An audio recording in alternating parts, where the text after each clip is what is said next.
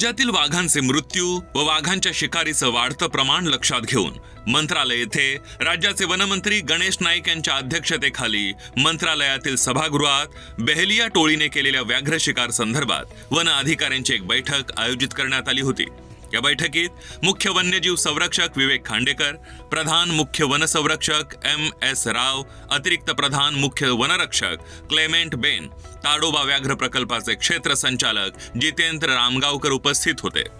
बैठकीत बेहलिया टोळीने केलेल्या व्याघ्र शिकार संदर्भात सविस्तर माहिती जाणून घेतल्यानंतर वाघांची शिकार रोखण्यासाठी मेळघाट प्रमाणे सर्वच जंगलात विशेष दक्षता पथक नेमण्यात यावेत असे निर्देश वनमंत्री गणेश नाईक यांनी अधिकाऱ्यांना आढावा बैठकीत दिले।